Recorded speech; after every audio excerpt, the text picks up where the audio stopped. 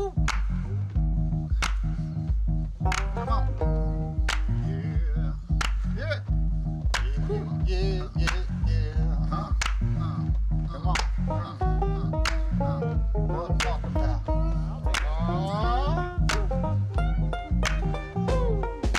We all do better when we all do better. You can't get better than that. Yeah, we all do better when we all do better. You can't get better than that. I said we all do better when we all do better. You can't get better than that. Yeah, we all do better when we all do better. You can't get better than that.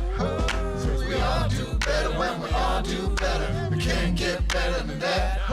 Said we all do better when we all do better. We can't get better than that. Come on. I said we all do better when we all do better. We can't get better than that. We all do better when we all do better. We can't get better than that. We all do better when we all do better. We can't get better than that. Come on, y'all.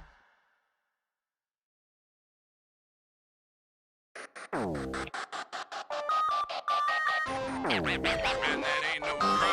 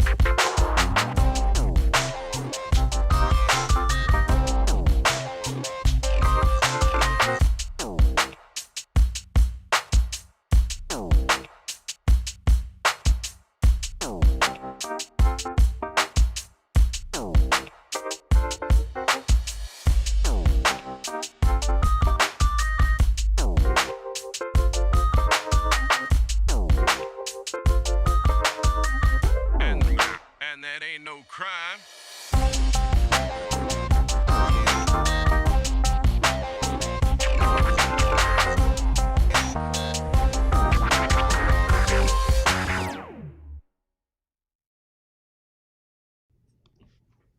Good evening. Hey, what's up? Look what it is. It's friendly neighborhood Gangstagrass coming to you on your screen right now.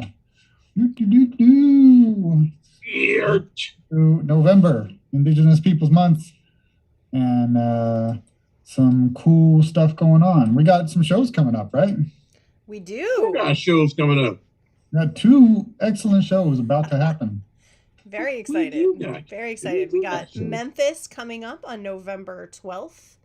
And we have Eureka Springs, Arkansas. That's Northwest Arkansas. So your Fayetteville people, come on out. Little Rock, it's not too far. Come on out on the Saturday, November 13th. So, and that one's at the City Auditorium where like B.B. King has played. That place is super cool. Memphis is at Rail Garden, so it's an outdoor stage with a literal train. Like a real, actual, honest to goodness freight train goes over the stage. So, you know, that's a bound to ride experience you're not going to get anywhere but Rail Garden in Memphis. And my parents will be there. So exciting. Yeah, we had this idea the other night when I was on Tuesday night about us playing on a train, like inside a train. I'm in. Yeah, we're going to be the train being band. the official train band. The official train band. Of Amtrak. I'm down for that. That would be amazing. Yeah, you know, I've actually riding the rails all over the country, rocking out. I would love that. Yeah, all actually, about that. I always wanted to take like a long train ride with like a sleeper car. Mm-hmm. Yeah. You guys ever see the movie Snowpiercer? No, I've heard of it. Good God, no. I've heard of it. I've heard of it. Yeah, like that would ruin a train for me forever. I mean, I've heard about it. It sounds like sort of a feel-good movie for the family about just like this lovely train trip. It was the sequel to Polar Express, right? Yep. Well, you could argue that Polar Express happened on the same train. It's a very long train, you see. People are separated by class. And so, the Polar Express could be going on in this part of the train. And then Heart of Darkness happening in a very different part of the train. Interesting. Okay. Wow. Would basically be the doof warrior of that train. We don't really take part in the combat. We just We'll be right in between. We will be the bridge, as usual, between the two sections of the train. Nice. That gets blown up almost. Yeah, immediately, Gangstagrass, the official band of scaring people off a train. Just into different compartments. I mean, we could do kind of an old school like political campaign kind of thing, right? Where they would like ride around on a train and like give speeches, like a whistle from stop the campaign train. kind of thing. Yeah. We could totally do that. Just be on like a like a boxcar with sort of an open side, right? And just do the show like that would be the stage. And just... I'd be all right with that. I'd be okay with that. Yes. Although, so I don't know if any of you guys have been on a train ride relatively recently, but I took one down to North Carolina a couple months back. Yo, the weird part about it is like the in between the trains, the train stations, like there are some of the most rickety parts of the country. Like, oh my God, what is going on over here? Well, that's no accident. It's terrifying. It is terrifying. Yeah, it's interesting. I mean, funny. That's what happens when the train stopping in a place. Yeah, right. That and the rickety part of town is usually right next to the train tracks where people don't want to live because of the noise and stuff. So, True that. You get the low income folks there. It was What's up? Shout out to the Brokes, all our Brokes out there. We love you, the Brokes and the folks. Big what's going on, baby?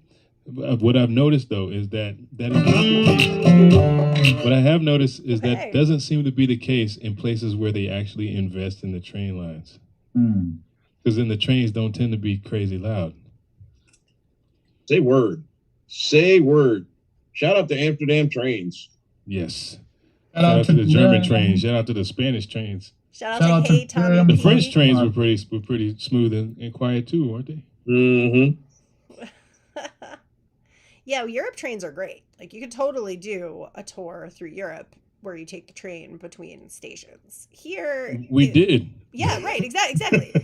Here it would take a very long time because the train is slow. Like the passenger trains give way to freight trains in a lot of parts of this country. Oh. Yo, that happened to me. I was sitting on the train for hours. Right, exactly, because it's not just, we're both coming to the same point at roughly the same time, so one train will stop, the other train will go by, and then the other train will continue. It's like, okay, we're both coming to this stop at some point today or tomorrow, and this train needs to have the right-of-way, so we're just going to stop for a super long time and wait for that to happen. They're like, the CSX train took forever. I'm like, come on, y'all killing me with this one. It was we would end up on long. one of those flatbed cars with the crank up and down, like two of us just cranking along. That would make an awesome video. It would. That would make a dope video though. That'd be bonkers. I'd be all right with that. Yep. All right. Which one of us gets to be the Roadrunner?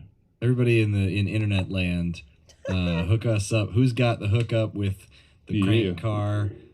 Honestly, just who knows what that's called, and then so I can stop calling it crank car. No, the crank car, John. No. All right. Who's got that crank hookup? No, not that. Wait a minute. That's not what Hold on. Car with that's something different. I think you asked for something completely different. My good man. Yo, do you have the crank Octavius car? is in the house. Octavius, we got Pharaoh. Pharaoh's a little under the weather tonight, but he's joining us in the chat, so we'll. Yeah, he figured it wasn't safe to be on the Zoom with us, because. That's right. That's how I got COVID. I got COVID through a Zoom call. It was ridiculous. Seriously though, if if viruses and bacteria spread through Zoom, like what would we have done for the last nearly 2 years? Smoke I don't even signals. know. It'd be a wrap. Everything would be ICB. How did Breaker. It's time to start this meeting. How did Yo, Zoom come out of Camera nowhere down. with like all of a sudden everybody's using Zoom? Was it me, or was it because like I would have figured like people would start using Skype more they were using before, or just like video calls, but like it was like boom. Well, it was mostly Everybody's on because Zoom. Zoom was kind of built for this type of thing, where Skype was more for peer-to-peer things. That and Skype was horrible. Yeah, Skype was terrible. Not user friendly. Yeah, Zoom was just better. I mean, even then, better than like I think it beats Google Meet. It handily beats the Microsoft offering.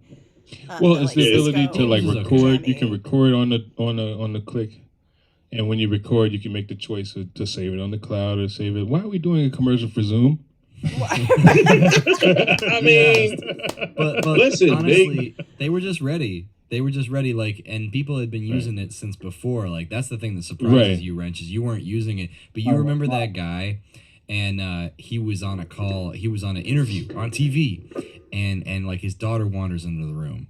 And way long time ago, and everybody was just like, that's ridiculous. You let your kid just wander into the room? What's wrong with you? Ha ha ha ha ha. And then a little thing happened, and all of a sudden everybody was just like calling that guy because he was the pro. He was the expert all of a sudden. This was the cat, the guy who turned himself into a cat? No. He was like doing an this interview. happened before the pandemic. This was a guy, he was on TV, remote. And people were like, remote? Whoa, that's weird. And his daughter wandered in the room and was in there for like a solid minute. And then mom came in running in like, oh, this is an interview on TV. And at the time, there's all this commentary about like, that's, bad parenting and unprofessional. Everything is wrong. And because and that was usually people with no kids. Yeah, no exactly. kids, and also That's exactly what that was. Well, nobody had done the remote thing, and then all of a sudden COVID hit, and so everybody had a lot more empathy for. They were like, for that. "Oh, Everybody that's was what doing that it. is." Yo, did you guys see in the chat? That's a hand car, aka velocipede, which as we know is very close to velociraptor, which is what you are when you are the best in your class graduating from high school. That's right, but that's not what a hand car is. I'm not going to say what a hand car is because we're live and there's probably kids listening, but that's a car hand, actually. No. And our guest has arrived. Welcome, Suzanne Farr. We are so excited to have you here. Yes. I could tell you've been up to something the way you're laughing. Yeah. We're getting into our usual weird conversations, but welcome everybody to Suzanne Farr, longtime activist, organizer, mobilizer, involved in so many things for decades. So we are here partaking in some wisdom from the elders, and just really thrilled and honored to be joined by Suzanne Farr tonight to talk to us about whatever we want to talk about.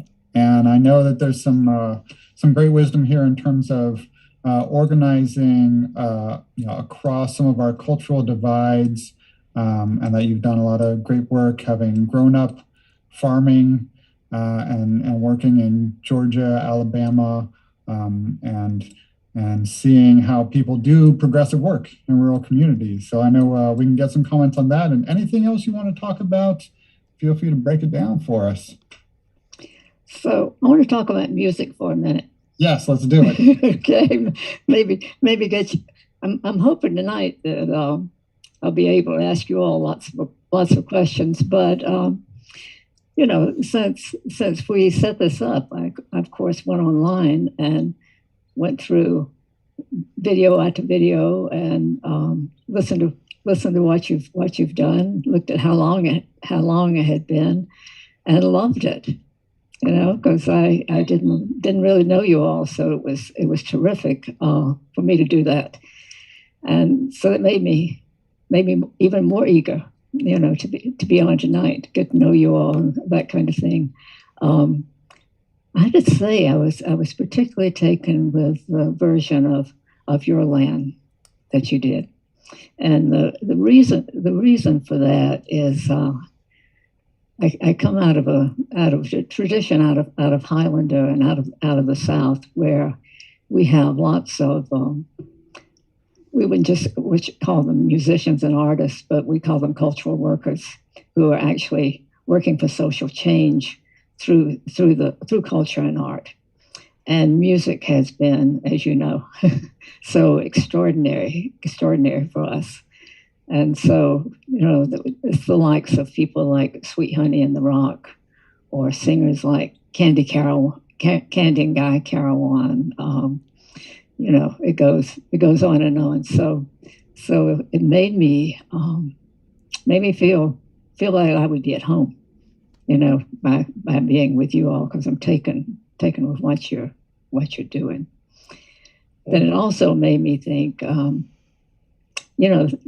all of us have the music of our lives, and it goes according to decade and that kind of thing. And so I thought, well, this provokes me to think about what was the music of my life. And I was born in 1939, so you kind of get a sense of what kind of music you had at that time. A lot of jazz, a lot of beautiful sort of band music, and a lot of what we at that time called country and western, or for many people it was country western, and then it moved over to what was called sometimes with affection, and sometimes with a little condescension, hillbilly music. Mm-hmm. And so I was thinking about that. That was probably the first decade of my life. Plus there was war music, the kind of rah. We're going to, stand for the country. We're going to come marching home. All of those, lots of horns. So got to have those horns for that. Yeah. So then I loved what was known as country music at the time, and I loved the western, as in it translated to me as a kid as cowboy music. And it was all heard on the radio. It wasn't heard on records or anything like that. So, and then it was heard people singing live and people singing out when they're working and that kind of thing. So anyway, I had a kind of pleasure moving from that into the beginning of rock and roll. I graduated from high school in '57, which was the same year that Central High was integrated, And one of my aunts, who had a little bit of more money than us because they had a little grocery store, gave me $50 to buy a record player for my graduation present. And I was like, whoa, this is big time. So first record I bought, Little Richard, the little ones. And so that was moving into that. So I would just like to hear you all a little bit on the music of your early life, because it's so different from what you move into as a teenager when things explode. Mm-hmm. My dad actually got me into he put me onto a lot of like Jim Croce. He put me on to my mom and my dad were big Dolly Parton fans, right? They put me on to Dolly. Both of them were Dolly and Barbra Streisand fans, so they put me on to a lot of that. My mom put me on to a lot of Stevie Wonder, and my dad put me on to Steely Dan, which is currently my favorite band. Like, I've been a Steely Dan fan my whole life, and that it was just kind of all over the place. And this was before I even got into any hip hop stuff. So the benefit of that kind of made a lot of this a lot easier, because it was all kinds of stuff. I remember being in the car singing Bad Leroy Brown with my dad, that kind of stuff. But he was also into musicals too. Like, he would clean to the soundtrack to Cats. It's just like it was bonkers around here. Like it was really bonkers up in the greenhouse. Could we just have a moment for Dolly Parton? Oh yeah. Say word.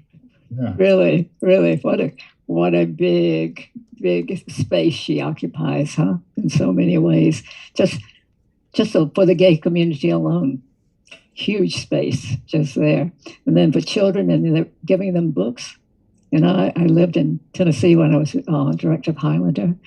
And that was when, I think about the same time that she began that effort of making sure that every child in that county had books, and then moving county outward to the state, and then out of the state toward, moving farther and farther. Wow. Anyway, go ahead. Who's next? Let me hear this. Fantastic. I want to just say a few more words to Dolly Parton. We've been fortunate to play some shows in the Knoxville, Gatlinburg, Pigeon Forge, Sevierville area, and anytime we come through there, it's you hear, oh yeah, I used to work at, or my dad or my uncle or somebody used to work over at Dollywood doing something, maintaining the grounds, whatever, and without exception, Dolly is really spoken of as just a great employer, from the people that actually know her personally. So in addition to her great works, and also I forget which of us, I think some of us have the Moderna vaccine.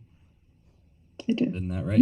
Yep. So thank you, Dolly, for that. Right. That's right. Amazing.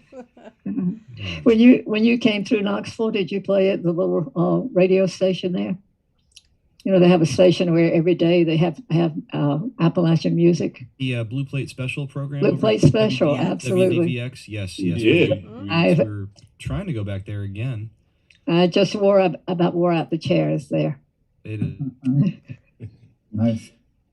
Yeah, I used to, as a kid, I used to spend a little bit of time in Gatlinburg.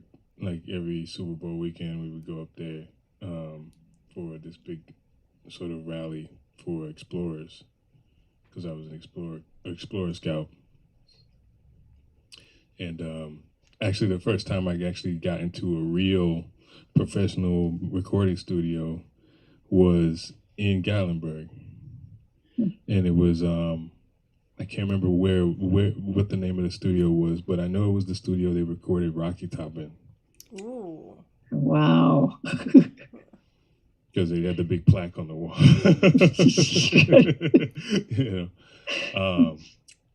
But yeah, and I'm the grandson of a librarian, so obviously we got a lot of reverence for the work that Dolly has done over the years for literacy. But yeah, plus just as a musician, you got to have a lot of reverence for her. If you're a songwriter, there's hardly that many people outside of maybe like Prince or Burt Bacharach who have written as many songs as Dolly Parton has written. Her catalog is in the thousands. Most good songwriters would be happy to have written a few hundred in their lifetime. She's probably cranking out a few hundred a week. Getting a lot of love for Dolly in the chats as well. Yeah, Linda Parks used to own a bookstore, and she said all the kids know Dolly's name, if not for music, for books. Yeah. Awesome. How about that for a legacy? Yeah. You talk about some afterlife that will go, forever from her. Wow. I would love to jump back to something you mentioned earlier, which is her place in the gay community.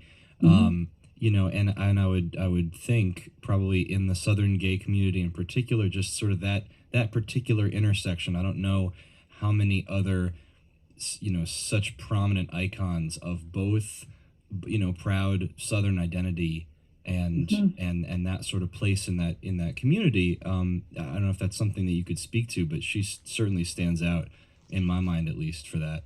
Well, she's very different in one huge way, in that she was never homophobic that I know of. In fact, she always embraced her gay following, even though she knew, it was much part of the whole club and trans scene, of her dress and her, her makeup, her wigs. I mean, it was very much a part of the culture of sort of the, what can I say, the celebration of one's queerness. And that I always felt that she moved in a way where she never rejected the community. And then there might be people in the chat who would quarrel with that, who knows that more specifically than I. But I spent 18 years in Knoxville, and the times of hearing people talk about her, and then of course people I knew around the country, I think I always felt welcome and accepted by her, which wasn't your usual thing for someone in the 80s or the 90s, when you have the queer community just really developing its visibility to a great extent in its politics. So I saw that as risk-taking.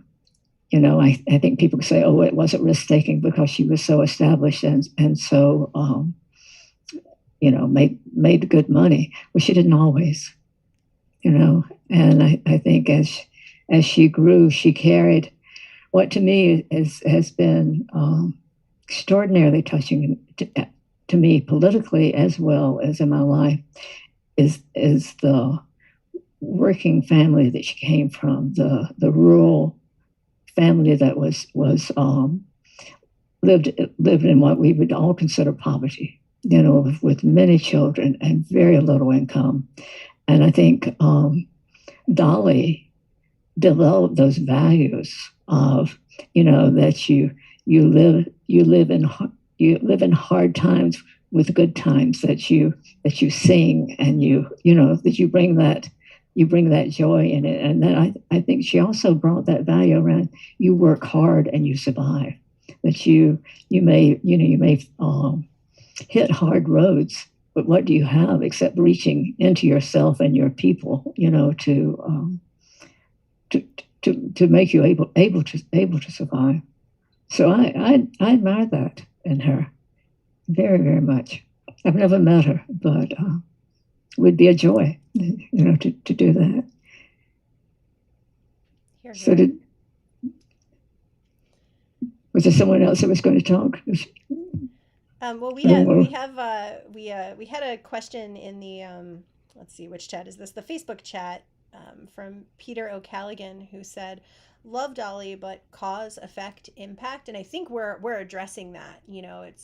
She's sort of creating, making these causes and these ripple effects throughout these many different communities, right? Including, as you were just saying, right, giving hope and setting an example for those coming out of real poverty, and making an impact across so many different areas, across music, across sociocultural, demographic categories, across for children with the books, and as Dan pointed out, helping to support the Moderna vaccine creation. Just so many different, her reach is so broad and diverse. Yeah, I mean, I think in terms of impact, it's hard to name all of it, but I want to stay with those books. That for those of us who grew up in rural communities a long way from town, and we experienced then what rural communities experience now, not all the resources that people get in more urban areas. And for me, I lived for the bookmobile. I mean, people hear me tell this all the time because it was so huge in my life that we lived on a dirt road 6 miles outside of a town in North Georgia. And that bookmobile would come, I don't even know now whether it was, in my mind it's once a week, but I think it was once a month. And Ms. Ballou, I don't remember half of my childhood, but I remember her name, that she would allow me to take as many books as I wanted. And so being in a school that had the scarcest of education and of tools as well as books. I mean, the books we used were greasy, you know, from having been used by so many kids, that kind of thing. This is no like poor me. I had a good childhood in that school with all the kids, and but with her and those books, since I didn't get that at school. I mean, should imagine letting a kid not only have as many as she wants, but choose the one she wanted. She didn't say these are the little kids' books and you could read those. So I was able to read all kinds of things, and I just hold that so much responsible for how I've been able to move from that school and those educational conditions, you know, through life.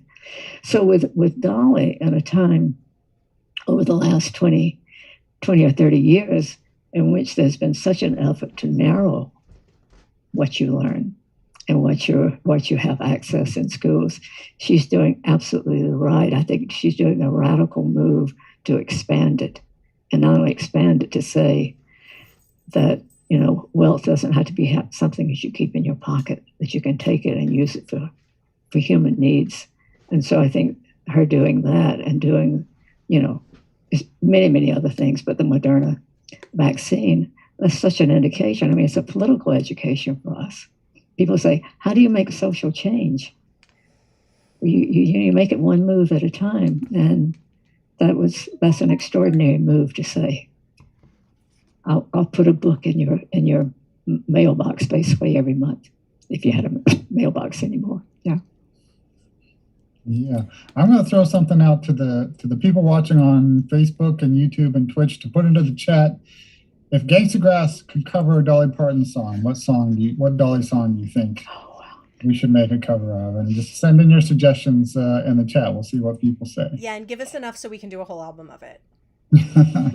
We're not going to count my mashup of 9 to 5 and Eminem's "Lose Yourself." We absolutely are. That is an amazing right. mashup, and the Barnstormers, I believe, have that mashup. So they should. Gangstagrass.com/Barnstormers if you're wondering what we're talking about.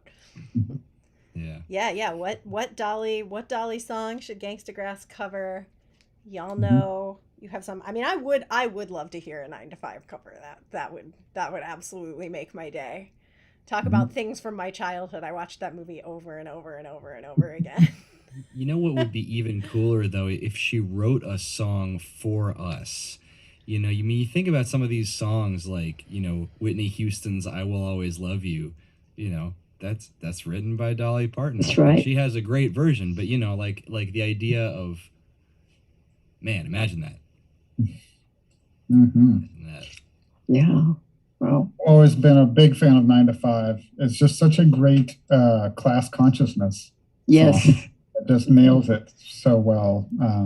So I've performed it as Wrench, but we haven't done it as Gangstagrass. So that would be a contender in there if people want to put that in as a suggestion. I see a couple suggestions in the Facebook already. Yep. We'll see what comes in.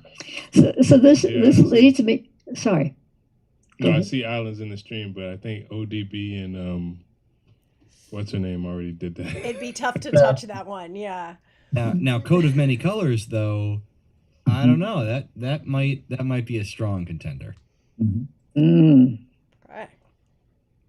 That's lots of other class issues in it. I think she deals with class beautifully. You know, so I think the more that we do those songs, the better it is. But I was just wondering with you all in terms of music and the cultural arts, how heavy do you think that weighs in social change? You know, let me just say, I think I already said from the beginning, I think it weighs heavily, and you know, could go on and on. But I just want to hear you all talk about that song. It's such a gift to be with you, to hear that. I feel like every good movement needs a soundtrack. And music has a way of allowing groups of people to bond more easily, you know, which is probably why it's used so prominently in religious practice. You know, even when you get to around to doing chants and things, that's something that's along the lines of musicality. You know, having a bunch of people doing or performing something together, singing in unison causes, you know, a psychological bond between them, you know, because they're all in sync doing something. Having music reflect the times also is important.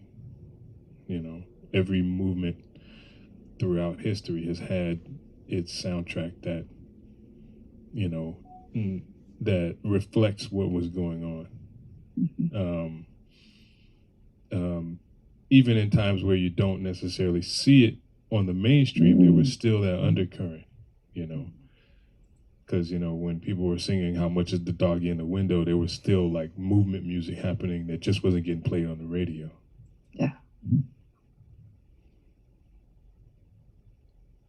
I think Gangstagrass in particular, you know, you look at the audience that comes to a Gangstagrass show, and you look at the people, you look at the comments in the YouTube and you know, on the videos on YouTube, and you know, there's such a cross section, not just demographically or culturally or, you know, any of those things, but also really as far as political views. People can see Gangstagrass and hear the music and draw very, very different conclusions based on sort of where they're coming from, right? We get both the people who think that, you know, who sort of recognize that systemic racism is a real problem and needs to be addressed and you know, taken care of at its core, and people who believe that Gangstagrass is evidence that systemic racism does not exist at all.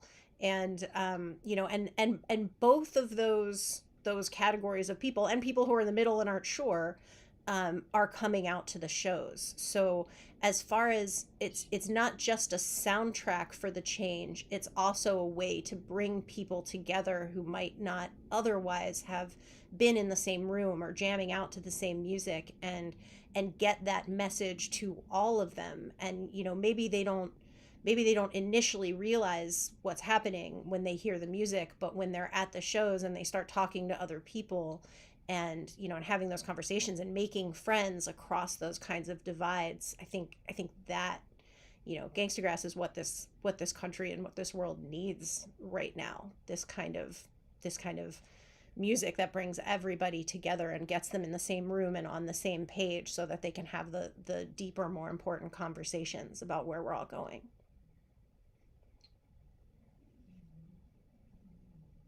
You know, I think most people, maybe not most people, but lots and lots of people are worried about the current divisions in the country, you know, that you're speaking to, and feel that the divisions are deep and the issue is deep and you know, approaches crisis at you know, many kinds of times. So it seems to me that you've got to find multiple ways to communicate with people, you know, and multiple ways, and to be able to communicate across those differences, you know, those where are the places in society where people could actually meet without having quarrel, you know, a quarrel in the meeting. And it seems to be one of the places that consistently seems to be with cultural events. People used to think sometimes that I'm a great sports fan, but think of it as sports, but that's a place of great quarrel. Also, increasingly, you know. Randy's gonna. I'll say this though. I gotta say this though. The thing about sports is, if you're sort of with your sports tribe, as it were, like Philly's a wild town, and you know, you can get smacked in the face just for looking at somebody. But you know what I mean, on whatever day, if I'm walking down the street and somebody else walking down the street and I see someone, I'm just like, go Birds. They'll rep. Go Birds. And you know what I mean? And that's a thing that sort of encompasses it all. Now I was on vacation last week and I'm chatting with this Cowboys fan, right? And I was like, look, dude, rep your squad. But we talked football for a couple hours, and it really does. It really is a way to sort of bridge it, to just sort of like any random cat that you know is a sports cat. You can, even if you're debating, you're still talking, you're still building. That's right. Unless you live within a few blocks. Unless you live within a few blocks of Broad Street. Yeah, it can get a little wild. Because I also live in Philadelphia, and I do live a walking distance away from Broad Street.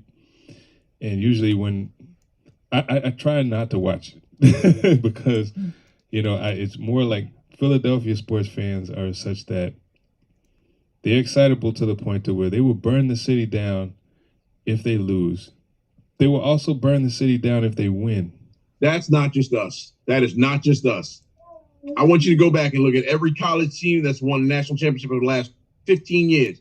College kids was rioting. I'm not trying to single out Philadelphia for that. It's just that fanatics. I mean, there's a reason why the people, we call them fans, but the word is fan for short. It's fanatic. The word. So people who are fanatical about sports tend to be crazy in groups. Like that, that they're fanatical when the mascot is actually fanatic. Called the Fanatic. That's their mascot. But I have a lot of respect for the mascots of Philadelphia sports teams. Yes. Because they encompass the essence of the Philadelphia sports fan. When you look at Gritty, and you see that maniacal gaze. You see that look. Gritty to God.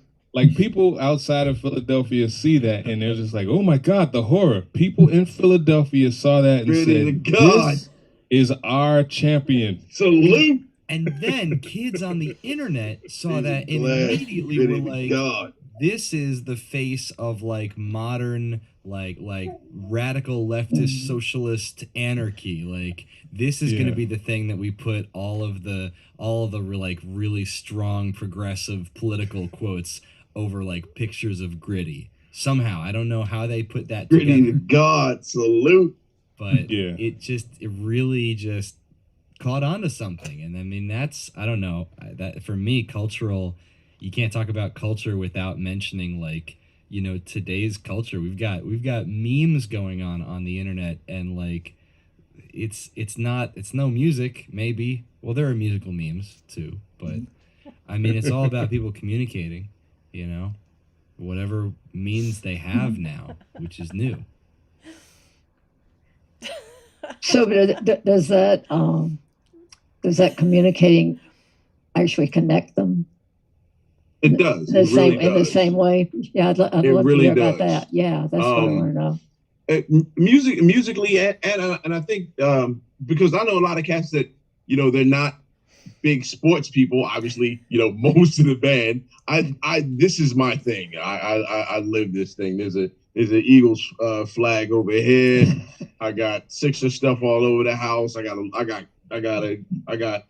right here. Check this out. That's my son right there. Sixers. But that kind of stuff, it really does. When you have, it's a way in, right? To just really sort of connect with somebody. The same way just a great record is. You know what I'm saying? I've sat and chatted with people in stores that I worked at because there was a song on and I caught them just kind of bopping along to them. And it was like, yo, what's this? One of my homies, one of my best friends in the world, my man Grayson, he just would come hang out at the comic book store I used to work at just to listen to the music. Like he was a comic book head too, but he would just come in and he was listening to music and we started chatting. That's my man now. Like that's my dude. It's real simple. It's because it's a thing on the outside, right? That at that moment everyone is experiencing, that everyone can have a reaction to. You can start to relate with somebody and chat with somebody off of that reaction, whether you like it or not. And it's the same thing with sports and whatever.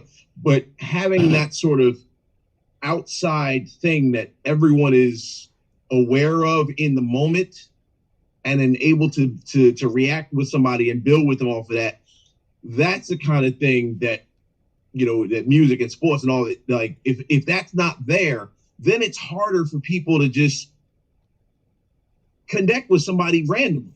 You know what I'm saying? I'm one of those people, I'll just say what's up to you because I don't care.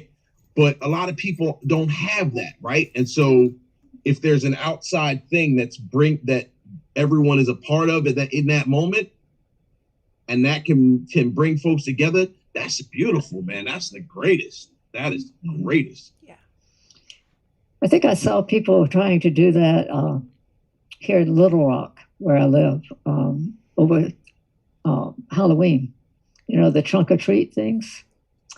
That we have a little park that's just a block away from me, and it's in a moderate to low income part of town.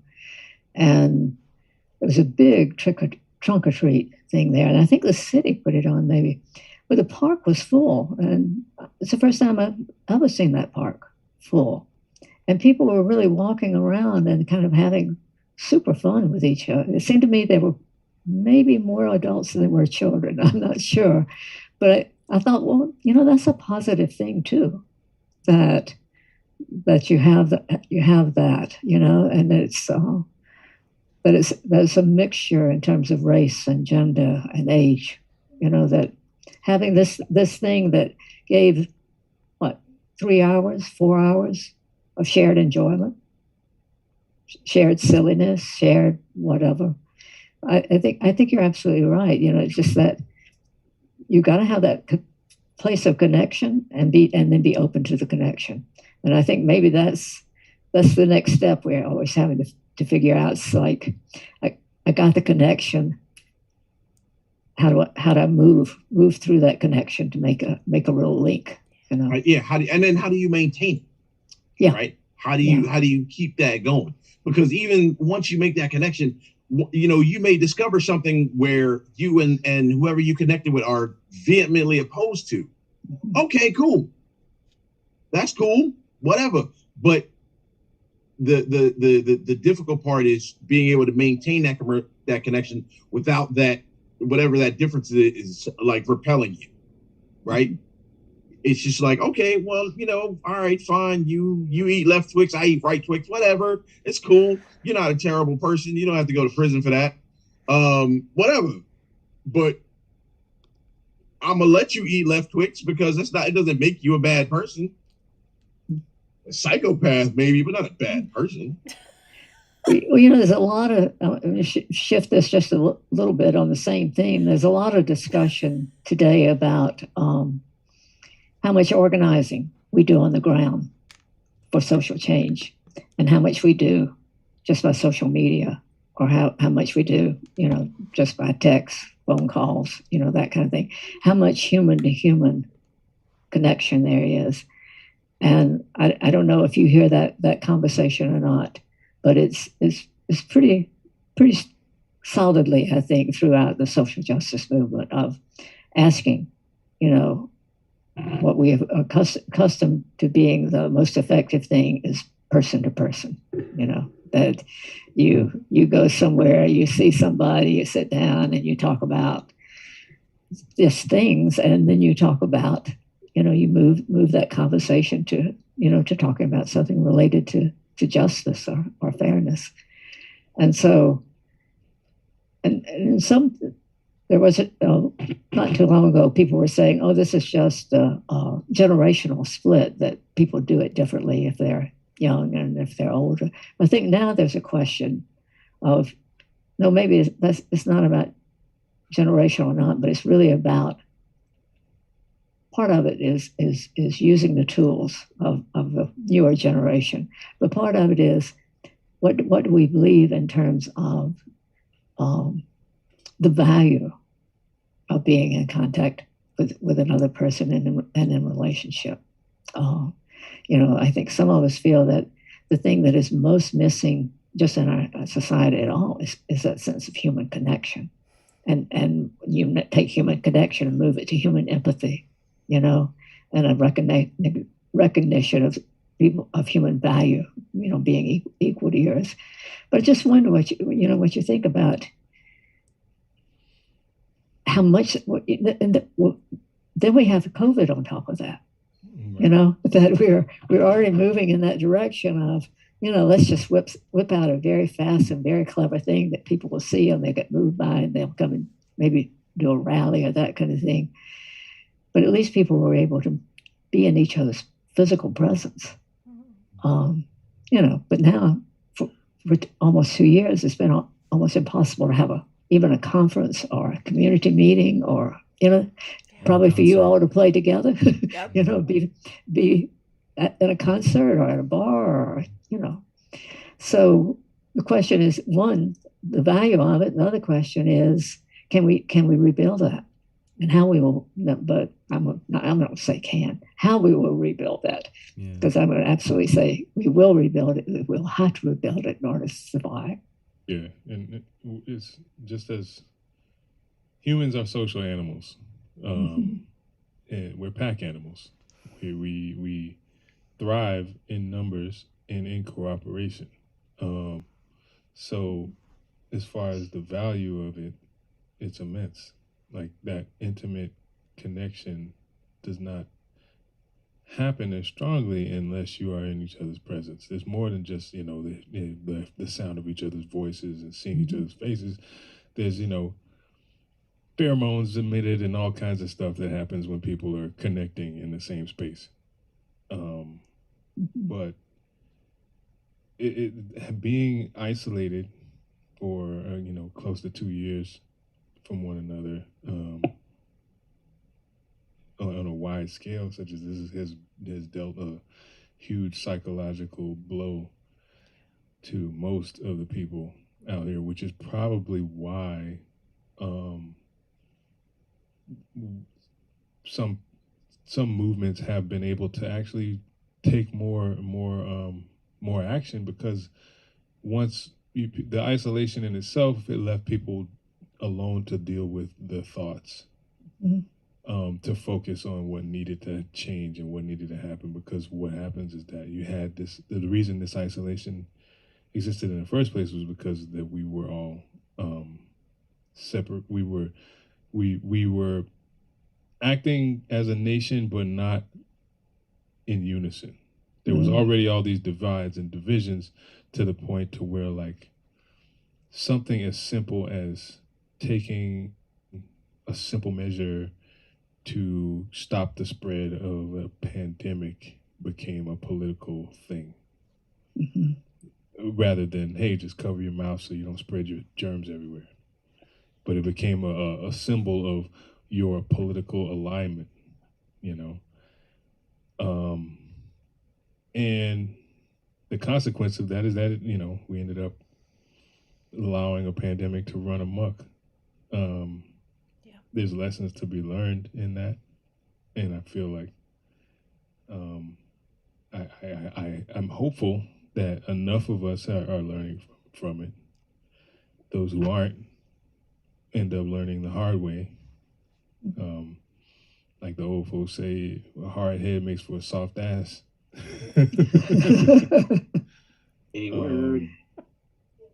So, you know, which is basically summed up, you either learn it when you either, you know, absorb the lesson as just taught to you, or you end up learning from, you know, the consequences of taking the wrong path.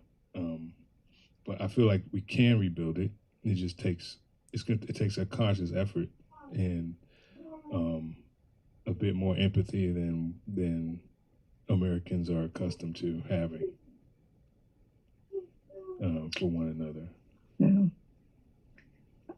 I'm really eager not just to rebuild it, but to do a lot of building anew, you know, so that we don't replicate the same old hostilities. You know, I think about the way, you know, we've been carefully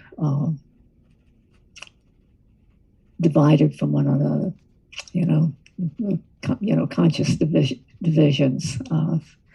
I just think it's really, really hard. I think the whole thing around misinformation and disinformation, you know, fragments us because we're we get kind of scattered everywhere, not knowing what's right, what's true, that kind of thing.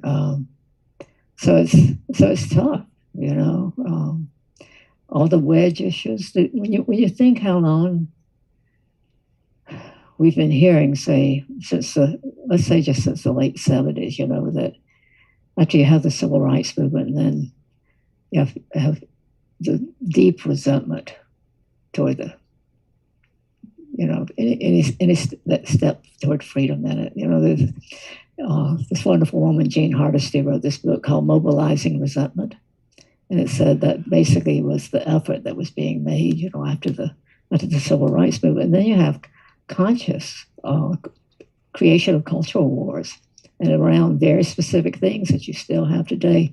I was digging in some of our old papers the other day, and I found a 1981 feminist newspaper from Arkansas.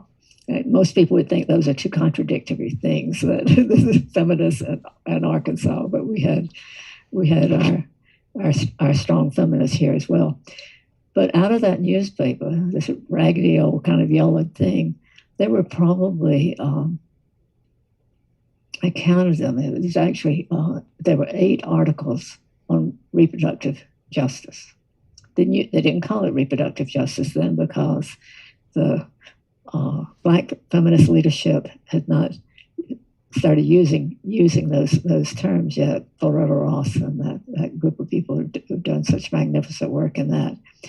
But it was about talking more as abortion and about being pro-choice or not.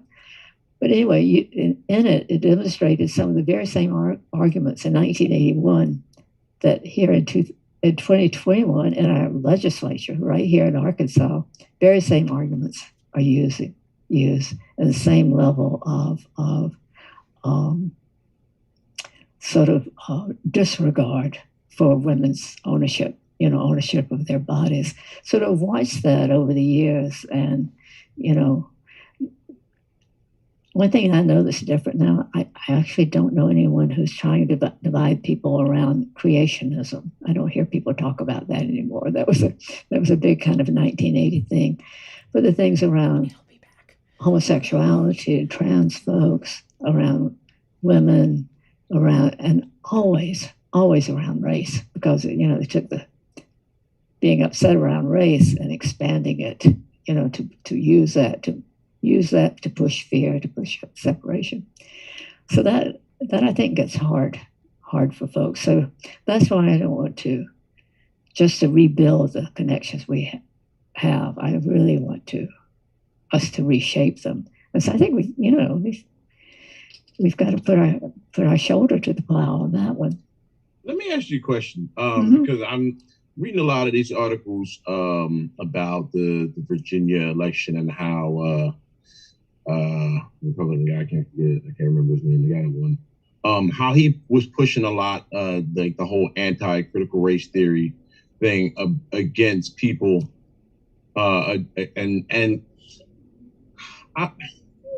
so you've seen a lot of this, right? Mm-hmm. How does a generation that saw a lot of this stuff actually happening? Like, I'm reading this article, this lady was saying how one of the books that they were trying to use for the second graders was showing like firefighters like hosing people down, and it was like, well, these kids are fans of policemen and firefighters, and we don't want to take that from them. But like, how does a generation that's come after yours, right, and my generation and so on and so forth, how do adults in those sort of realms ignore the actual truth of things and want to sort of just kind of gloss over that, right, knowing full well what happened? Like, how does that stick in somebody's head to do? Can I add one thing to that question too? Because I actually think that the question about teaching critical race theory in schools, that actually does segue right into teaching creationism in schools, right? Like, that is the one way that the idea of creationism is currently used to divide people, I think, is coming back to the idea of of curriculum. The problem I have with the whole argument about critical race theory being taught in schools is that, pardon my French, it's a bullshit argument. Because that's the first part. Because no schools are teaching critical race theory. That's the first part. Except for law schools. It is exclusively a law school thing. What the problem is, what they're doing is they're trying to frame the teaching of actual history as critical race theory. That's right. What they're talking about is actual history, not critical race theory. Critical race theory is its own thing. It is exclusively taught in law school. Well, you know, one of the things that the right in this country has is tremendous think tanks and institutions that create their own theory, information, analysis, and strategy. And this one, you know, it's been pretty much revealed now that this one, you know, evolved out of a think tank. Not one think tank, but think tanks. I mean, it's a matter of saying, how do we gain control of our authority and our supremacy? You know, and how do we it's not being gain, it's how do we maintain control? So you have in the late 70s, you have through organizations doing education and strategy in what they were sort of living room conversations of delivering the information into, like, in particularly to women through the Concerned Women for America, for example, so to say, take a look at the colleges, you know, take a look at the schools and what's going to happen to your children. They're going to be taught to ruin the family. Feminism is going to ruin the family. Homosexuality is going to ruin both. It's going to be, you know, religion and family. That race has already broken up, you know, who we were, our stability as a country. And we have to get this under control. And so the strategy was run people for school boards. You know, get out there, get them on the school boards. Then you will be able to control the curriculum. And so that whole effort worked extremely well and continued. The one thing in terms of that organizing, they didn't just have a little organizing strategy and then leave it. They just built on it to wedge people apart, you know, on these issues, and to do it around resentment and fear. Always was, though, that if Black people get freedom, if Black people get equality or equity, it's going to destroy us, you know, us as white people, us as a white country, us as, you know, our whole structure. And so we have to fight that. And the way we fight it is, of course, convince more people to do that. So, I mean, it just didn't stop.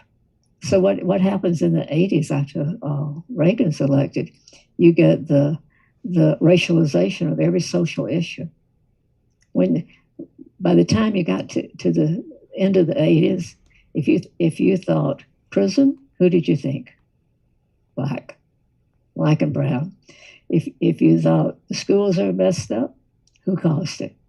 If you thought welfare was a problem, that it was worked on to get us as a country to think in terms of race for each social problem that we have, and then to use that to say you need to cut taxes and eliminate taxes from all of us, but particularly from the rich, because it's just going into these terrible causes of welfare, schools, prisons, you know, there's a long list. So this is a continuation of that. Right. I mean, and even that was pretty much a ruse to widen the gap between the haves and the have-nots. A total ruse. Most of the beef with, you know, the civil rights organizations and the quote unquote civil rights movement. It's at least the era in which they assigned historically to the major movements that were happening that we were having for expanding civil rights. Most of the danger to the establishment was the fact that it was mobilizing working class people of all creeds. That's right. For instance, Brother King was not murdered because he was rallying people to not ride the bus. He was murdered because he was organizing workers. So what does it make you think we should do now? Just continue. Organize workers and wear a bulletproof vest. Continue to organize workers, but keep decentralized leadership. Speaking of mobilizing and organizing, we are talking with Suzanne Farr. She is a legendary activist and organizer and mobilizer of people. She's worked with the Women's Project and so many other organizations. She's an author, so you can read what she has written. You can. She's just one Google away, Suzanne Farr. And go on. You're talking about what we ought to do. What and you talked too about Suzanne. You said you wanted to build anew, not just rebuild, but build anew. So I would love to hear a little bit more about what you want to build new, what you want to mobilize new from the ground up. Well, yeah, there are many things. One of the things I think we're going to have to rethink, and it's going to take a long time, is how we have multiracial representative democracy. So look at the vote right now. This what is democracy made of? In terms of any definition, is for people to have representation, and for most of us, that is for that to be spread. And instead, what's happened? So do we want to build back the very same system that we have, or do we want to start thinking of some way that representation would be done differently? That would just be one example. Yeah. Do we need to always, for example, do we always need to be a two-party? No. I feel like ranked choice voting would obliterate that monopoly. Yeah, we've been talking a lot about this. I'm here in Virginia, and that's been a big thing. We sort of keep getting handed really terrible options. And, I spent a fair bit of time talking with Dolio and Wrench because I was agonizing over my vote. There was actually somebody on the ballot I wanted to vote for. She's a third-party candidate, and her whole thing was, that neither party is really helping us. They're just sort of perpetuating the same old things. And I wanted to vote for her, and they convinced me. In 2016, I did vote third party because I couldn't get behind either candidate, and I felt like the same thing was happening. And they did convince me that I needed to vote one particular way, and that I could not vote for the candidate I actually wanted to vote for. But putting us in that situation has to end, and we do see that the having two parties and no ranked choice voting results in, everybody knows that if you want to raise money, you have to go to the fringes. You have to instill fear and inspire thoughts that the other side is dangerous, because that will rally people and that will get people excited and motivated, and that will get money into the coffers, and that's how you have to do it. And it just increases our division. And if we did have something like, as Dolio was saying, ranked choice voting, where we could express our real preference, but also not be essentially throwing away our vote, which is what they told me I would be doing if I voted for this third party candidate, that would allow us maybe to start going in that direction of making real change. Someone's going to jump right on screen and grab you and say you need to split your work. You need to put half of it in the music and the other half in the rethinking of this. I mean, we kind of already do. We do. Yeah. We all are kind of involved in various arenas outside of the music. I'm sure you are. You would never be talking like this if you weren't. you would never slip by my eye anyway. Instead of be sitting here saying, I've got my eyes on you. Yeah. I left journalism in part because I felt like it had become more part of the problem in mainstream. I was at the Washington Post for many years, and I left it because I felt like I could do more good outside of it than inside of it, which was a really hard decision to make, because my entire life I had felt like that was the way. I felt like news coverage should be unbiased and should not have opinions in it, but that opinion writing should be well informed by that news coverage and guide people to the facts that they need in order to make informed and thoughtful decisions.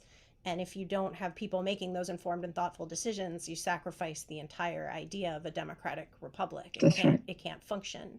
But it seemed like journalism wasn't going that way, and it seemed like a bluegrass hip hop band of a bunch of different folks bringing a bunch of different folks together in the same place actually was making that kind of change, that and making that kind of impact and reaching people in a way that journalism no longer was, being so driven by clicks and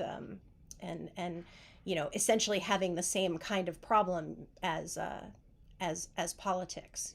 I was being told I needed to say things that would get people fighting in the comments, and if that is the way that you draw people to click on articles, you write headlines that maybe don't necessarily actually reflect what's really happening. And it's the same problem in media that's happening in politics, and maybe we can come at it from outside and start bringing people together and helping everybody see that it doesn't really have to be that way. Yeah. I think you all have a great approach. I really do. I think for in the language that I use, it's a tremendous movement approach. And I think it's terrific. I was thinking, something you made me think was about one of my great worries starting in the 70s was what was happening to public schools. So much of this also started out of this creation of the white schools. Most of them were church schools, but white schools coming out of after the civil rights movement. To sort of move people into that, and then moving toward shifting the way schools were run, shifting the content of schools, whatever. And what was clear to me was happening was that there was a deliberate effort to eliminate critical thinking. And what you just said made me think of that.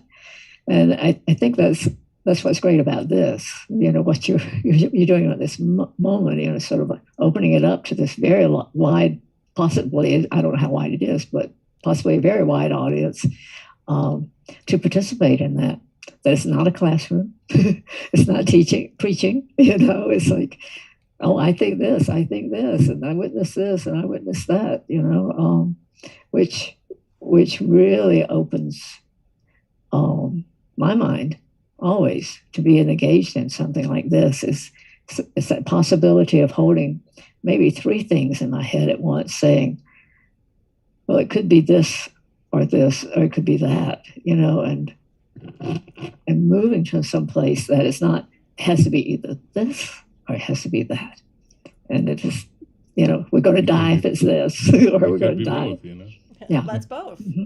Or both. This is something that we love to see when we do play concerts, as we're starting to get to do again, and it's been hard not doing it, but bringing people together into the same place. We love to see people at our shows that would not generally be in the same place. And others say, you're here? Wait a minute, you're here? We would usually not be having common ground.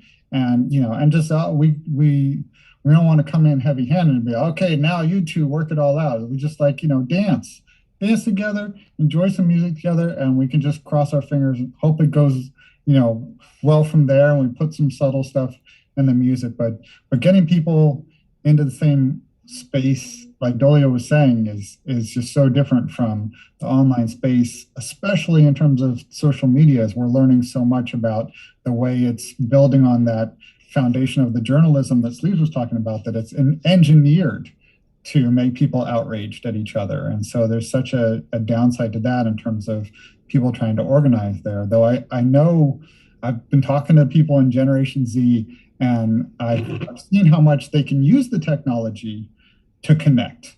And that people in these youngins, they can use a few emojis to express things to each other and know what each other mean and create emotional connections. And, Twitter and a bunch of things have been used in incredible social movements lately, in the Arab Spring and in Occupy Wall Street, and all kinds of ways that the technology can be used, but it can be used to get people together to do something. But then you got to get them in that space physically and get them working together. And then the question is how to really build on that. So I'm so curious to hear any stories you have from, for example, the feminist organizing in Alabama, where you did have to, I know you had, you've got allegiance to the poor rural communities that are like you grew up in, and also to the feminists and the gay liberation activists that are there, and the overlap between the two, and trying to create some of those conversations where people could listen to each other and come to some communication on it. Yeah, I can give you a couple examples, but it's Arkansas instead of Alabama. Arkansas, yes, yeah, that's right. So, and Arkansas is a very small state. I came here in the early 70s and stayed here for 20 years, and then moved away and then came back here. And so we had this little organization in a state that at that time was Democratic, as Bill Clinton was governor and whatnot. No, not like super progressive, but Democratic. And so it had some women's movement. It had a number of movement kinds of things. But what we were interested in doing was what you would think would be, at the time, probably a more radical edge. And we took a lot of leadership out of Black feminist leadership of the 70s, if people who have heard me talk, they've heard me just say this 100 times, but some people, if anybody's owner knows me, I'll have to hear it again. There's this collective called the Combahee River Collective. And they wrote a beautiful statement, which really introduced the idea of multi-issue politics and intersectionality by saying in their Black lesbian bodies that they carried more than queerness and more than femaleness and more than their race and more than their economic status, and just presented that in a very brilliant way. And it was a time of aspirational time where, I always say the best time to build movements when there's rising expectations, and there were still some rising expectations. And so great things happen. I just lost the name of it all of a sudden. Kitchen Table Press was created, which produced extraordinary books by feminist women of color. And it changed the landscape to have this. So we wanted to create an organization sort of coming out of that line that was, was flowing hard in the country, that was going to take on racism and sexism at the same time, and be a women's organization.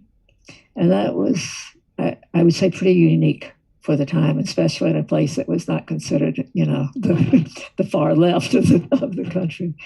And that we wanted to also include economics. So you would have those three pillars of racism, sexism, and economic. And we would focus in particular that we, first of all, we would never choose to talk about racism and not talk about sexism, and vice versa. We saw them as totally connected. And we also felt that the two things that was so damning and damaging to women everywhere were economic inequality, injustice, exploitation.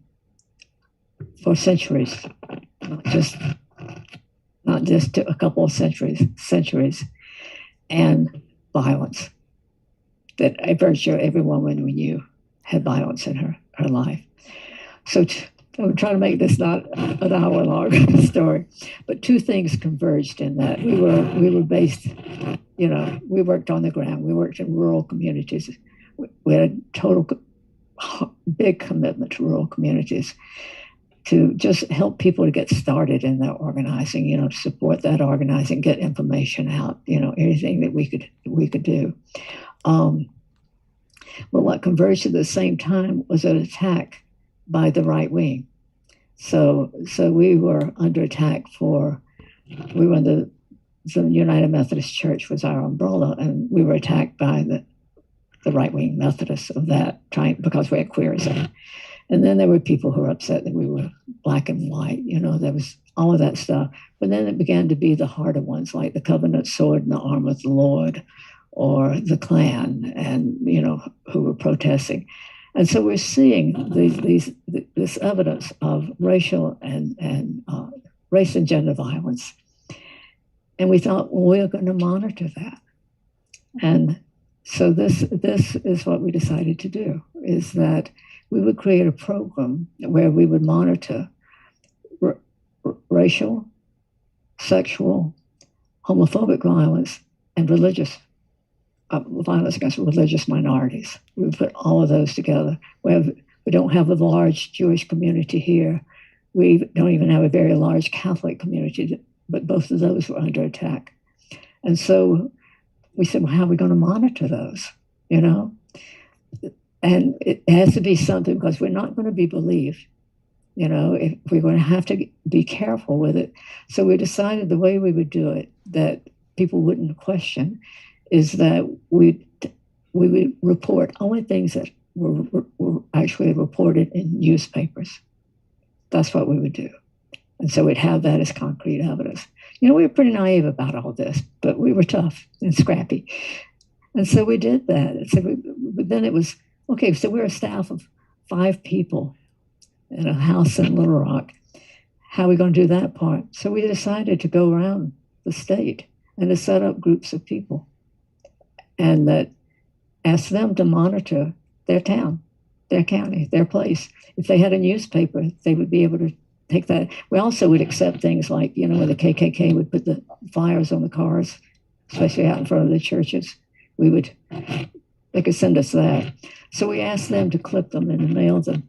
But we thought for that to be effective and for that to change the town it was in, we needed to make those people, and also to make it authentic, and to make those people representative of the people who are under attack. So we made sure that we had at least 4 people in each group, and that would represent a person of color, represent a woman, it would represent a queer person, it would represent a religious minority. And they flooded us with information. And so we published each year a record of what was happening and what we were seeing, and we recorded it with details. And so it turned out that what we were getting the most of was incidents of violence against women, and there were so many that we realized we couldn't report them all, and so we reported only murders of women. And so all of these people were dealing with things where they would have to report. They would send us the article, and then we would give it back to them in the publication. We reported just the murders of women along with the other 3 groups. But in those murders, we gave every detail: who killed them, where they were found, what condition they were in, whether they'd been sexually abused, what methods, whether the children watched them, that kind of thing. And it was a terrific thing to take on. But that was the way I think is an example of how you work in a rural community. You go to it. You don't go to it to say, hey, I've come to help y'all. You go to it and you say, what are you trying to do? What do you need? What are you seeing? And in this case, we went and said, We want to know what you're seeing and whether you would like to participate in something that other people want to talk about what they're seeing. And then we're going to link you all together. And so we bring people in, like we brought the Center for Democratic Renewal, became an affiliate of theirs because they were the group in the South that was tracking the right wing, and particularly the far right, the militant right. And so we were an affiliate of theirs. We would send our information to them. They would send us information about it's a thing we don't have now. Like, people don't know who the militias are organized in their town, whose training camps are in their woods, you know. But the Center for Democratic Renewal was constantly gathering that information in, and we were sending it back to them. So all those people who were doing that with us, and we ourselves grew in it. We grew in our understanding of the violation of women's bodies, of women's lives. And we understood that, how that affected children, how that affected families, how that was different according to race, according to, economics. So you could actually just see it right in front of that. We have all of that in archives. If any of you all got, or someone who's here gets interested in that. So that's a long example, but that's the kind of thing I think that is needed. One of the things that we found, that big wasn't necessarily the answer. And I feel that today in this country, that big and flashy is not necessarily the way that we're going to win. I think it may be small and intimate, what we've been talking about here, the being in contact in the presence of people. Like when I work with what we tend at the Southern Movement Assembly to call a crew, when I work with a crew, you all would be a crew. 5 people would be a perfect crew, know, that you go to depths of both disagreement and understanding, love, all the things that we experience. But if you have that sort of what we call the Southern Movement Assembly principles of unity, the basic things that you believe in, I'm sort of currently thinking that not only do we, when we talk about democracy and about the vote and representation and that kind of thing, I think we also have to have something that looks a lot like principles of unity. And I don't know that it's like political sectioning as much as it may be something much closer to a commitment to human rights as the basis for what we do. And I say that as an expanded, what we used to think of as a social contract, wider than that, but the sort of the health, the education, the housing, the food, the water and air and climate safety, those basic things. Let's say, let's connect our humanness to that and our aspirations to that, for that to be shared out. And then we can, we take a lot of different kind of positions, but we always rest on some sort of bedrock of agreement that we will treat people as though they're fully human and fully deserving of these rights. All right, so the question has to be asked, though, right?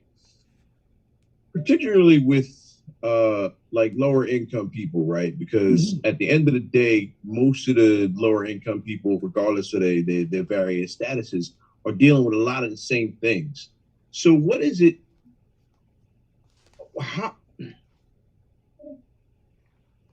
What made it so easy to convince particularly lower class whites that everyone else was out to get them, other than the people that were taking the money out of their pockets? Like, what is the idea of whiteness such a powerful thing that it was so that it was that simple? Because obviously as you're coming through the times, like the banker was a white guy, and the guy that's that's moving the factory out of your town is a white guy, right? And all this kind of stuff. What made it so is the concept of whiteness such a powerful thing that it's that easy, or is there something else to it?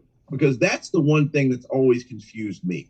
That's the one thing that's always got me about sort of the divisions in this country is like, why is it so easy to convince people that it's not, the man with the money in his pocket that's out to get you. It's, the brown people down the street. Mm-hmm.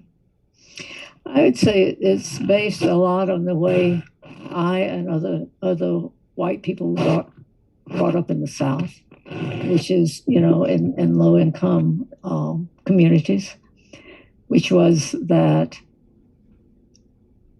power was held by whiteness historically. Wealth was held by whiteness. Authority was held by whiteness, and they controlled you or me as a white person.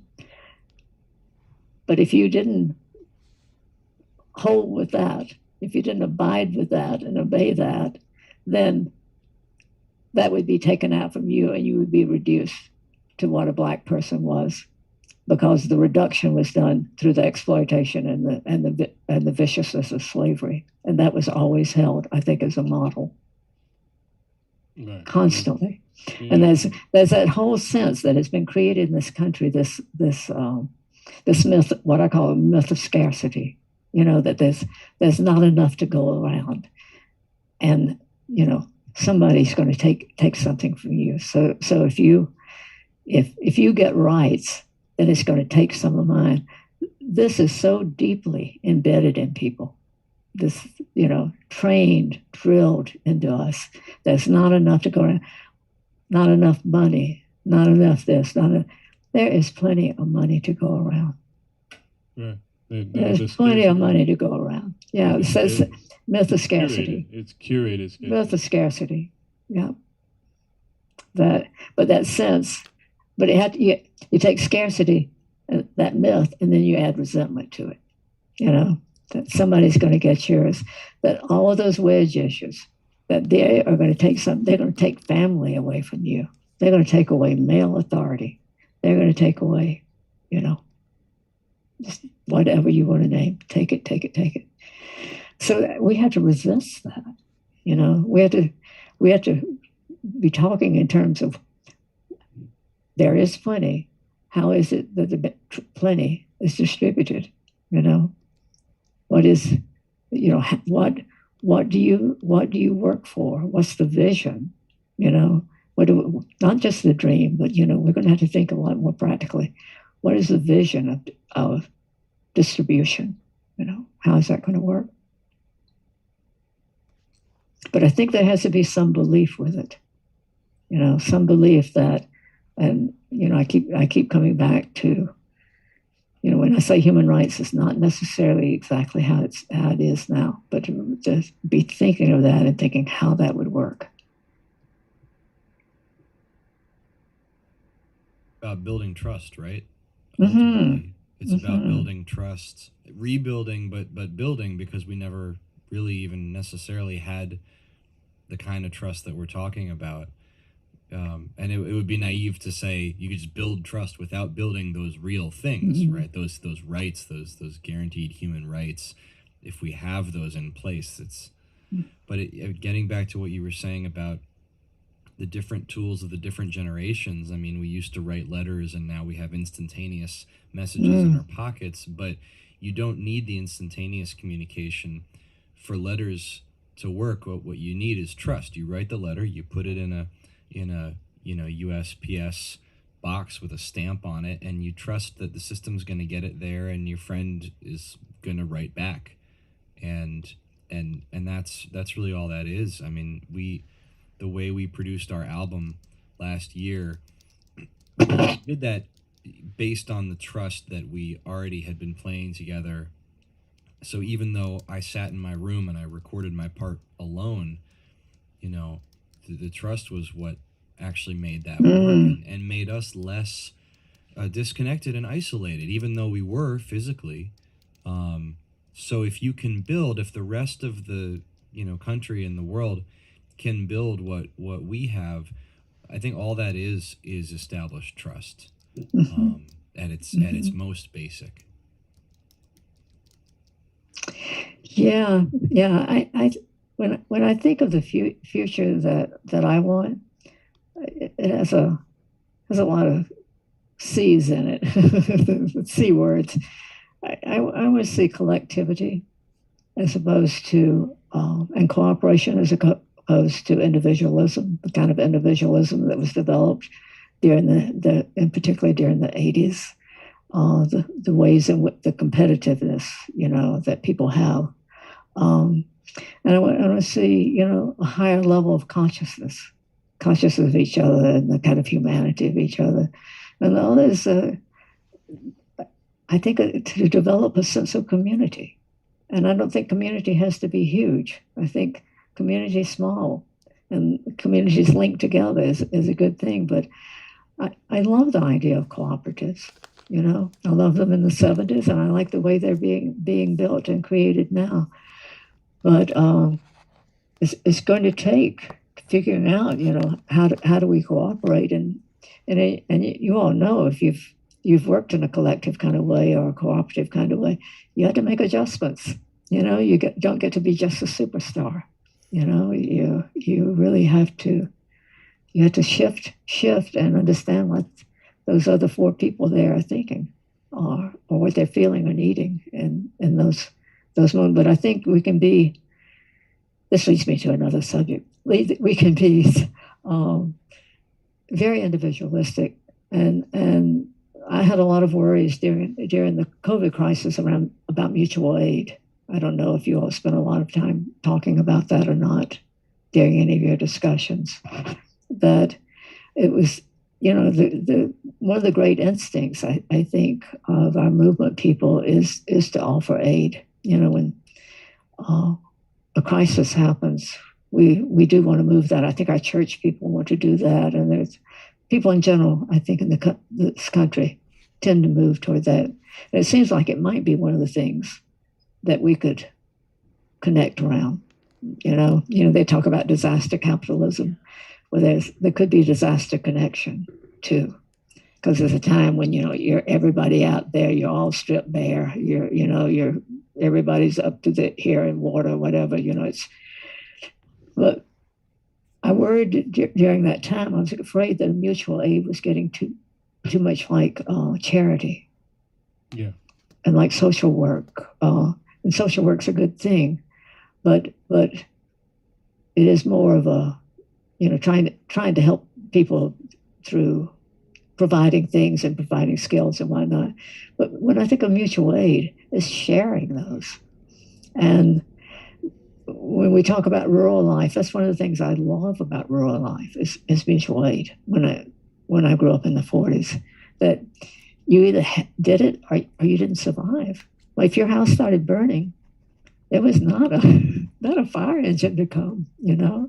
We had a cowbell that if you rang nonstop, it meant all of the neighbors to come. So I think mutual aid is I believe a place of great connection, and a place of building. I don't know, a culture of connection of that you don't have to have everything, be able to provide everything. You don't have to be able to solve everything. That people can actually do that back and forth with one another. Can build out of that in a very strong way. Threatening to capitalism, though. Say it again. Sounds pretty threatening to capitalism, though. Oh my dear. I don't know about that. Let me hop off Zoom. I'm curious too about speaking of people kind of seeing a threat to capitalism and this kind of thing. You mentioned earlier, Suzanne, you said that a time of rising expectations is a great time to build movements. And it kind of feels like we're in a time of lowering expectations. That's right. The expectations are just plummeting. So what does that mean for building of movements? What, how do we adapt or adjust or start raising expectations again? How do you see us moving forward in this particular time? I think if we were building a house, we would really be working on foundation and flooring right now. So I think that's the image that I think of when I think of this. That there's so much that there's a lot that we have to do that's bombarding us that we really have to, it's not like we're giving up fights or that kind of thing. That there are things that we really have to ward off and hold back the best we can. But I think if we don't figure out this foundational part of connection, what is the base that we work from, base in terms of people, but base in terms of our beliefs and commitments. So I think it's going to take some really thoughtful time.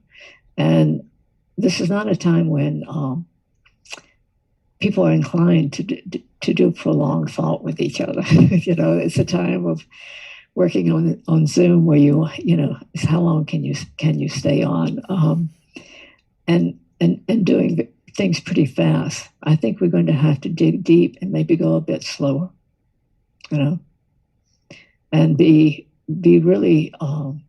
I think we probably need to do scenarios of what we think could happen, what could stumble in front of us, that would block the road. And I mean that for many people that would be very many different kinds of things. But we certainly know there are many things we can name. We certainly know that we are facing climate crisis, no matter what. And so what do we do both in prevention, but really what do we also do in preparation, big time? That is a floor, I believe, one of the floors that we all share in common with our neighbors. They might have a few more goods to be able to, they might have the, generator, the humongous generator that keeps their electricity, their power going for weeks, and we might have the little bitty one or not at all, but the water's still probably going to be rising. Their house may be stronger, but we're all going to be, when we step out of that house, we're going to step into the water. And I'm just using water as one of the images there. There are other kinds of images that would this phone call to sound like a night. I mean, this talk to sound like a nightmare, but I mean, these are just the realities of our times. We hear it every day on the news. We would have to close our eyes, close our minds, close our ears, not to know this.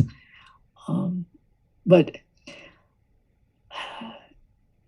I think if we don't have conversation about it, and some sort of plans, I think it increases our danger manyfold. It really does. And I think it is a place for commonality. I do think this idea of preparation for disaster is a place that we could talk across things that are not as divisive, where we would have to do our hard work again, which is say everybody needs to get a chance to survive, not just the people who live over here on this side of the hill.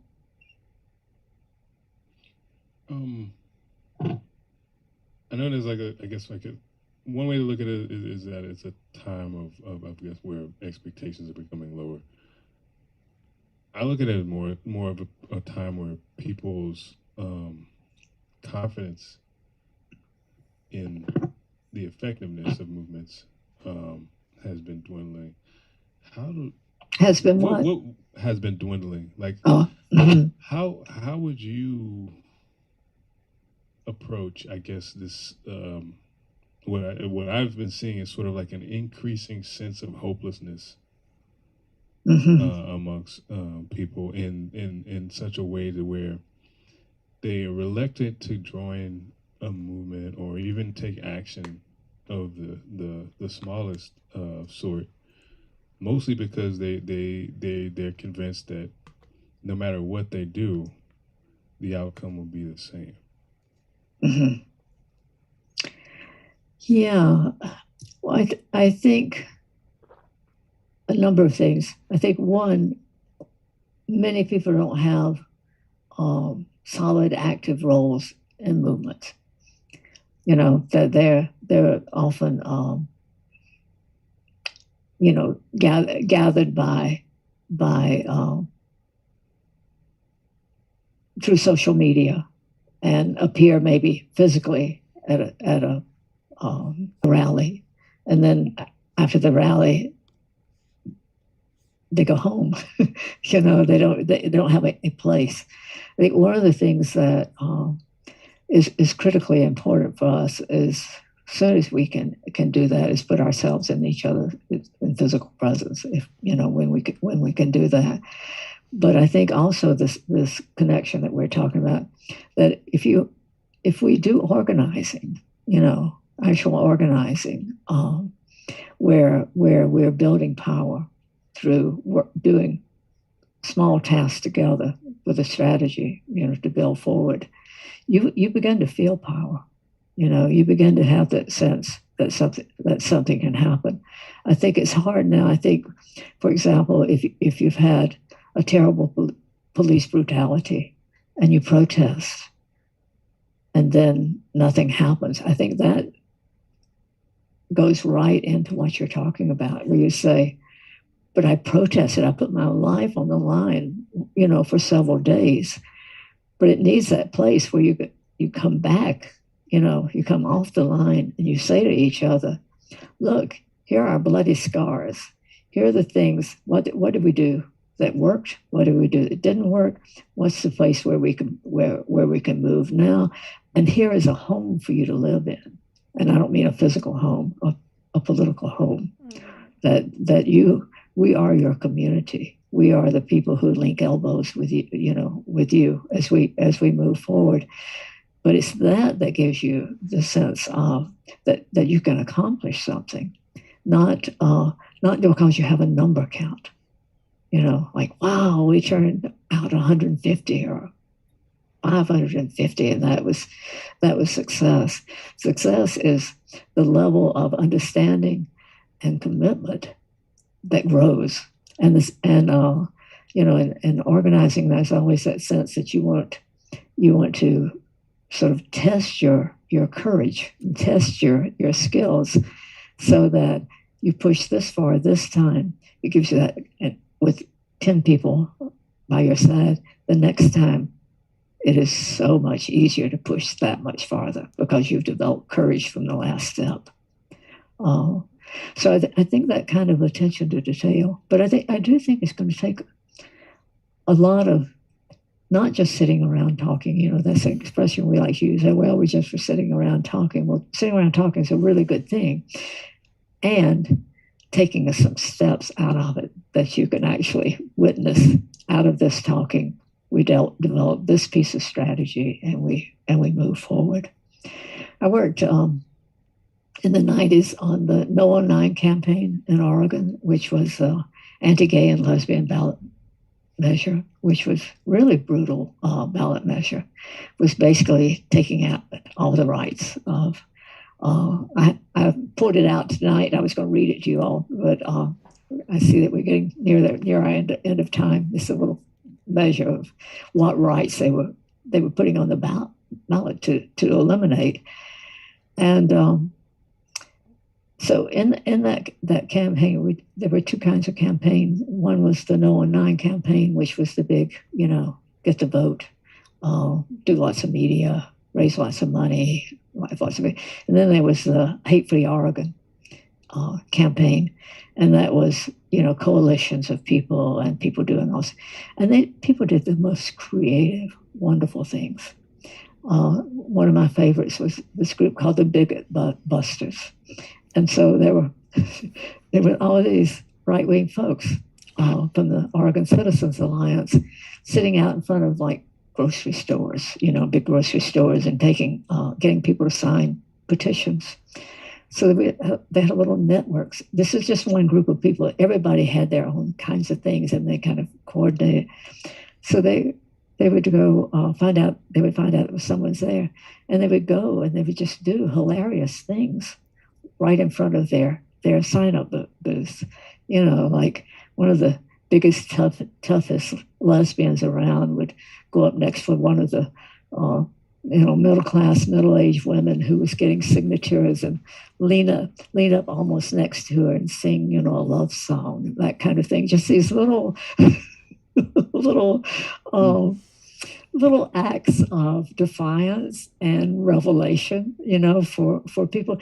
And it built people's energy in this extraordinary way, that, I mean, there were dozens of other things. I mean, there were there was this whole religious coalition that happened. The librarians came out fiercely. I mean, they were just Amazons, in their opposition to this, and we set up the people got trained up, and they didn't have people come over to their living rooms, and they would educate them about the campaign and then train them up to go out. And so everybody collectively was beginning to build this sense of agency and strength and power. So I think, and if we think in that way, the way to win, we won. We won the campaign. We raised $2 million, which I didn't think we could be done in 1992. And we took it from showing it at a local level to, a city level, state level, national level, and then it moved it internationally. All of that seemed like terrific victory, that we won, and people grew so much strength. But it was the campaign that was going for the vote and raising the money and doing the videos and not being inclusive and not being multiracial and not that ended up making that happen with the work of all of these other people doing it, because they refused to spend money out in the rural counties. Instead said the way we're going to spend our money on I-5 going down Oregon to California, because that's where the places are. That's where the people are. That's where the cities are. The day after the campaign, the Oregon Citizens Alliance came back, and that was their first statement was, yeah, we lost this campaign, but we're going to the counties next and to the towns. And they did. And now you have militias, and you know Oregon at this point. So here was this thing that was building, that is what you would want to do, is build that sense of strength, that sense of, we can do this together, and then move that forward to the next step. You have to keep it going. Movement is not something that happens like that. It is you have successes, you fail, you do not quite as much as you wanted, or you do really great, but it moves at a pace. Right now we're having to figure out how to build a floor at the same time that we're really having to build lots of strategies for the protection of our people and for the advancement of our people in every crack where we can advance. So that's going to take a lot of think tanks. And when I think of think tanks, I think like this is a think tank. If you took 6 of us and sat us down somewhere, and another 6 of us or 10 of us over here, and produce those ideas and start linking those ideas together, not sitting in some office in Washington as a think tank or New York, but wherever we are, facing the issues that we face, and then providing the kind of communication that we have the capacity to do now among all of those people. We can provide information and skills and tools now like we never could before, but we had to do it with focus and commitment. You can tell I come from a family of teachers and preachers and farmers. Thank you so much for that. Get to preaching here, So good. It's so good. And I got a shout out right now. Suzanne Farr's book, Transformation, is available, and we've got a link in the chat that you can go to see where you can get it either on Amazon or a PDF that you can download for free, because this is a book that we just want to get out to anybody who wants it.